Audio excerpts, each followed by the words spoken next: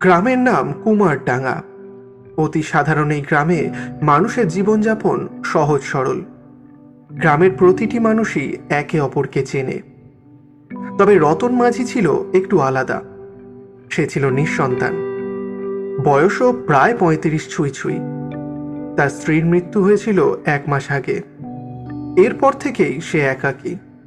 রতনের স্বভাব একটু খিটখিটে ছিল। গ্রামের লোকেরা তাই তাকে খুব একটা পছন্দ করত না। তবুও কেউ তাকে বিরক্ত করত না। রতন মাছ ধরার কাজ করত, আর তাতেই তার দিন চলত। তবে কিছুদিন ধরে গ্রামের লোকেরা লক্ষ্য করছিল রতন মাঝির আচরণ অদ্ভুত হয়ে গেছে। সে প্রায়ই রাতের বেলা নদীর ধারে বসে থাকে, যেন কারোর জন্য অপেক্ষা করছে। গ্রামের ছেলেরা মাঝে মধ্যেই তাকে দেখে ভয় পেত। একদিন সন্ধ্যাবেলা গ্রামের স্কুল মাস্টার অনন্তবাবু রতনের সঙ্গে দেখা করতে এলেন। কিছুদিন ধরে রতনের এই অদ্ভুত আচরণ নিয়ে গ্রামের মানুষজন চিন্তিত হয়ে পড়েছিল। তাই অনন্তবাবু ঠিক করেন যে রতনের সাথে কথা বলবেন।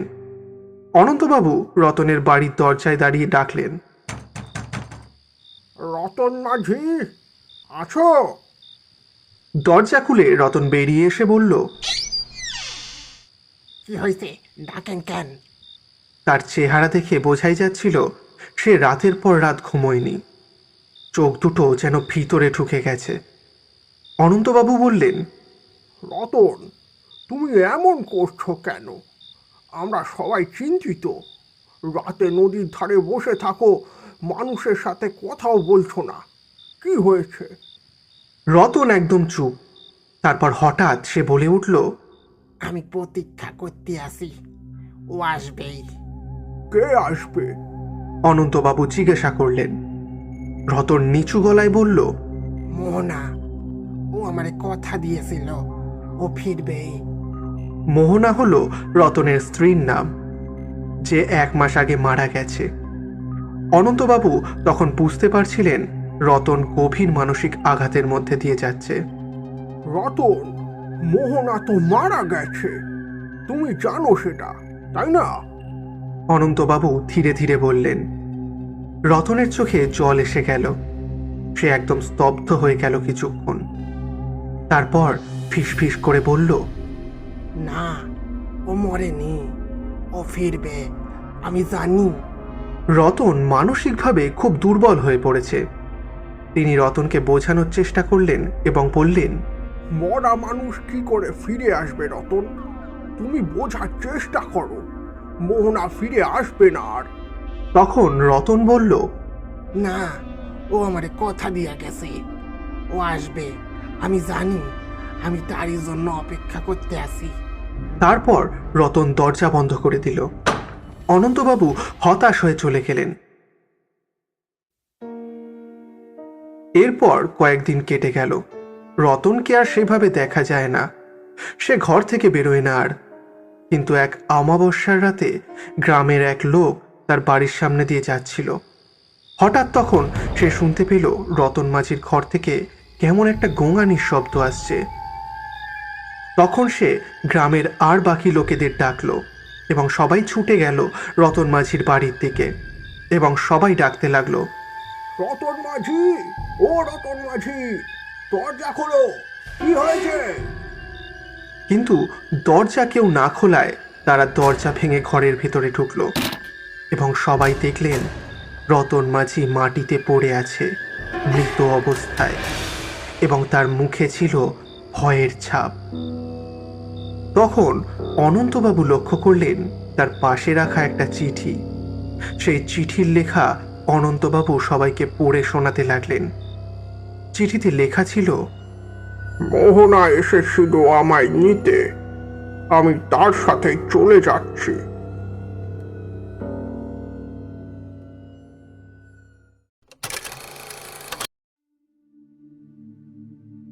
গ্রামের শেষ প্রান্তে ছিল একটি পুরনো বাড়ি। অনেক বছর ধরে বাড়িটা প্রায় পরিত্যক্ত অবস্থায় পড়েছিল। লোকে বলতো বাড়িটা নাকি অভিশপ্ত। সন্ধ্যের পর কেউ আর সেদিকে যেত না। কিন্তু মাধবী এইসব ভূতের গল্পে বিশ্বাস করত না। মাধবী হলো গ্রামের শিক্ষক প্রদীপ বাবুর একমাত্র মেয়ে। সে শহরে পড়াশোনা শেষ করে এই কদিন আগেই বাড়ি ফিরেছে।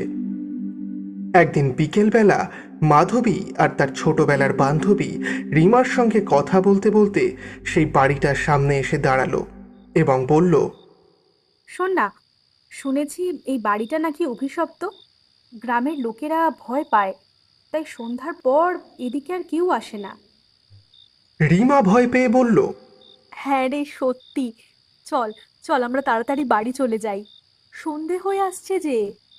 তখন মাধবী বলল, ধুর, কিচ্ছু হবে না, চল আমরা ঢুকে দেখি।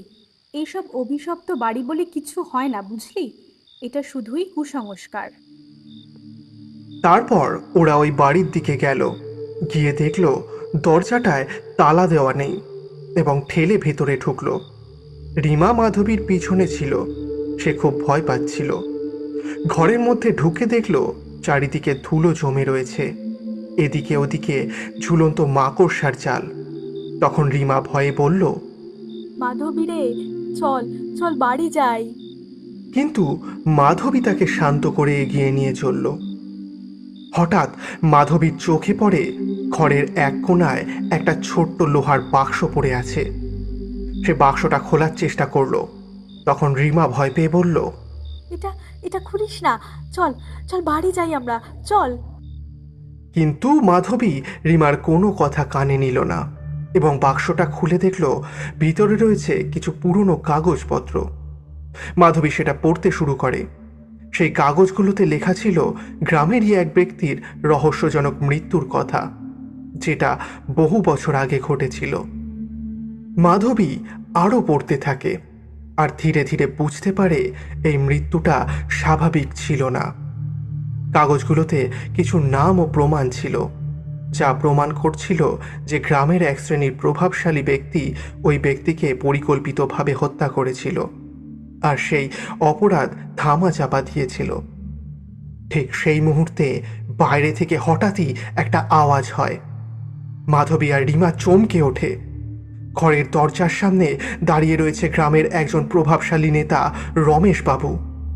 তার মুখে এক ভয়ঙ্কর হাসি।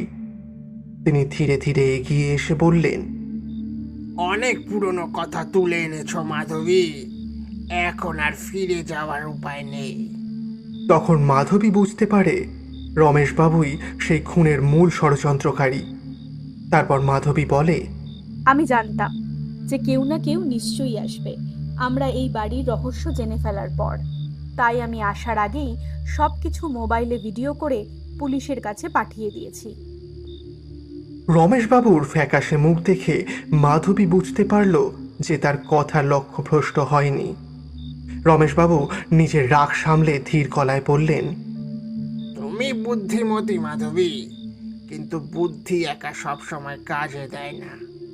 আমার ক্ষমতা কত দূর পৌঁছেছে তুমি জানো না। পুলিশ ওরা আমার কথায় চলে। মাধবী শান্তভাবে তাকিয়ে থাকে। রিমা ভয়ে তার হাত চেপে ধরেছে, কিন্তু মাধবীর চোখে এক অদ্ভুত সাহসের ছাপ। সে বলল, যেটা সত্যি সেটা চাপা দেওয়া যায় না রমেশবাবু। আজ হয়তো তুমি আমাকে থামাতে পারবে, কিন্তু প্রমাণ তো এখন পুলিশের কাছে পৌঁছেই গেছে, তাই তোমার সময়ও ফুরিয়ে এসেছে। ঠিক তখনই বাইরে পুলিশের সাইরেনের শব্দ ভেসে আসে। রমেশবাবুর মুখে এবার সত্যি আতঙ্ক দেখা দিল। সে বুঝতে পারল মাধবী তার চেয়েও এক ধাপ এগিয়ে রয়েছে। কিছুক্ষণের মধ্যেই পুলিশ ঢুকে পড়ল পুরনো বাড়ির ভেতরে। ইন্সপেক্টর সেন দরজার কাছে দাঁড়িয়ে সবকিছু শুনছিলেন। তিনি সামনে এসে বললেন, রমেশবাবু, অনেক দিন ধরে আপনাকে নিয়ে সন্দেহ ছিল, কিন্তু প্রমাণের অভাবে কিছু করতে পারিনি। এবার সব ফাঁস হয়ে গেল। রমেশবাবু কিছু বলতে যাচ্ছিলেন, কিন্তু তার মুখে কোনো কথা ফুটল না। পুলিশ তাকে গ্রেপ্তার করে নিয়ে যায়। ঘটনার পর মাধবী ও রিমা স্তব্ধ হয়ে বসেছিল। এক ছোট্ট একটা পদক্ষেপ সমাজের দীর্ঘদিনের অসত্য ও দুর্নীতির পর্দা ফাঁস করে দিল। মাধবী জানত গ্রামে এর প্রভাব বড় ধরনের হবে। রমেশবাবুর মতো প্রভাবশালী একজনের পতনের পর সমাজে অনেক পরিবর্তন আসবে। গ্রামে খবরটা দ্রুত ছড়িয়ে পড়ল। সবাই জানল মাধবী সেই সাহসী মেয়ে যে পুরনো বাড়ির ভিতর থেকে গ্রামের ইতিহাসের এক গোপন অধ্যায় উন্মোচিত করেছে। প্রদীপবাবু গর্বিত, তার মেয়ে নিজের বুদ্ধি ও সাহস দিয়ে সমাজের সামনে সত্য তুলে ধরেছে। কিছুদিনের মধ্যেই আদালতে রমেশবাবুর বিচার হলো। গ্রামের মানুষ ধীরে ধীরে পরিবর্তনের আশা করতে লাগলো। মাধবী বুঝেছিল সমাজে পরিবর্তন আনতে গেলে শুধু ভয়